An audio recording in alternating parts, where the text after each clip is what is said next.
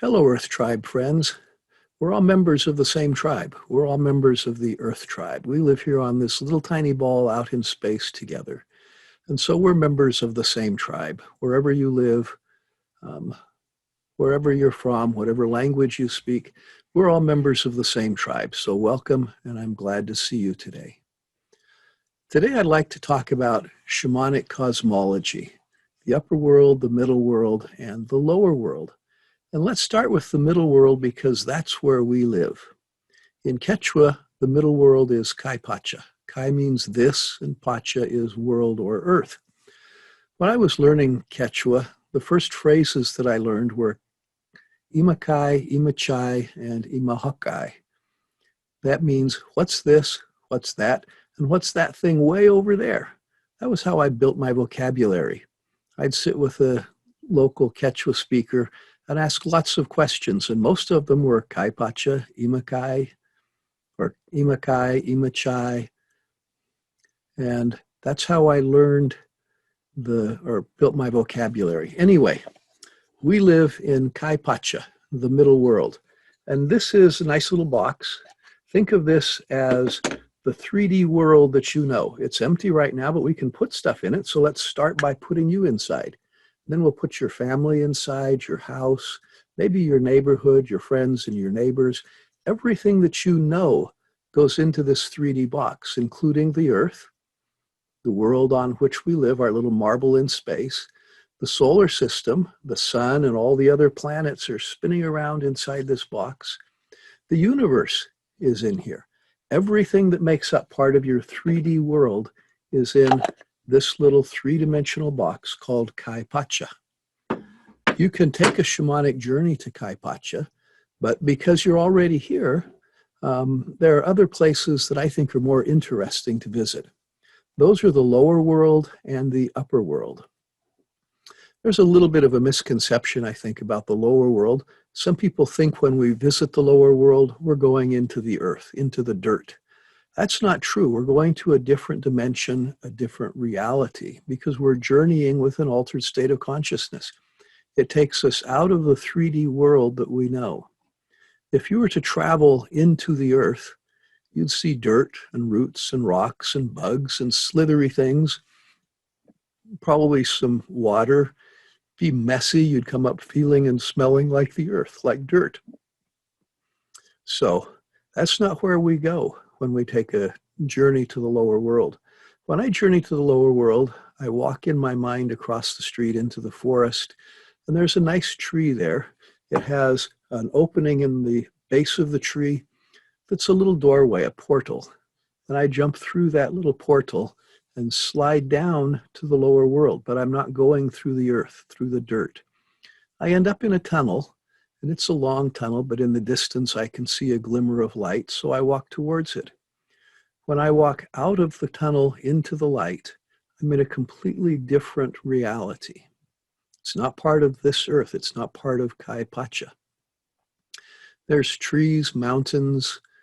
I usually come out in a pasture or a nice green field next to a stream, and I'm greeted there by my totem animals.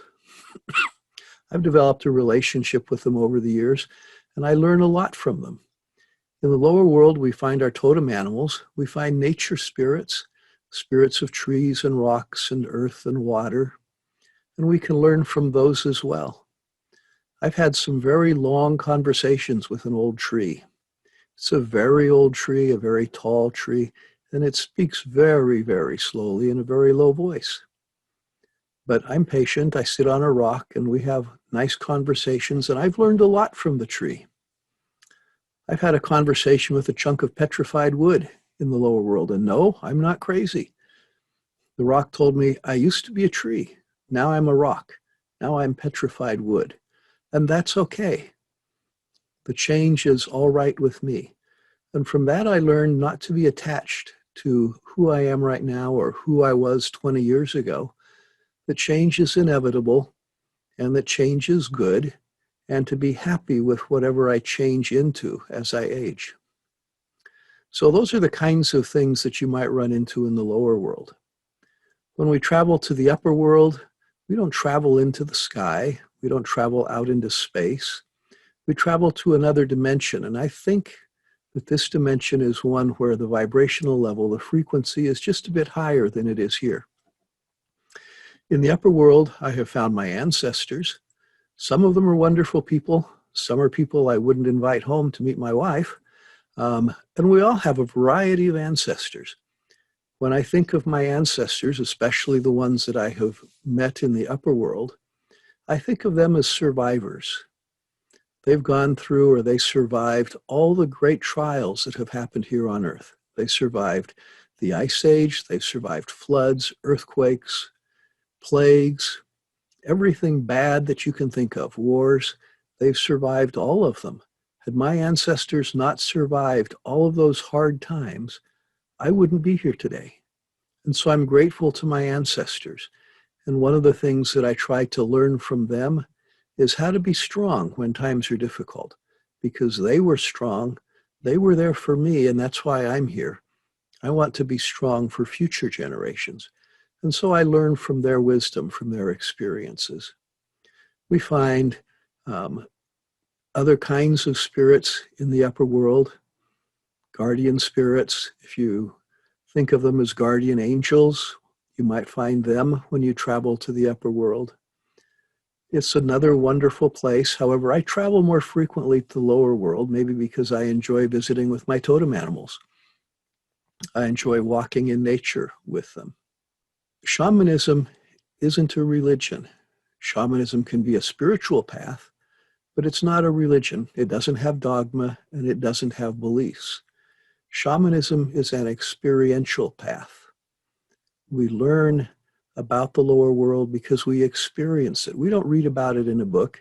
Somebody doesn't tell us stories about it. We experience it, and so we know it. And that makes shamanism very different from other spiritual paths here on Earth, where beliefs and dogma and faith are important. In shamanism, it's knowledge. We know the lower world. We know the upper world. We've been there. We've experienced the beings, the spirits that live there. We interact with them and we learn from them, and they can be with us to guide us and direct us if we ask them to. So I hope someday you'll take a shamanic journey and start to experience the other dimensions, the dimensions that are outside of this 3D box. We're all stuck in this box, but we don't have to be. We can get out of this box and experience other realities by taking a shamanic journey. So I hope you will do that someday. For today, I appreciate you watching. Please click like to know when the next video comes up. Click subscribe, I guess, to know when the next video comes up. And click like because it makes me smile. Smiling is good. And again, thanks for being here today. Thanks for watching. And as always, it's great to have you here on Earth as part of the Earth Tribe. Thank you and be blessed.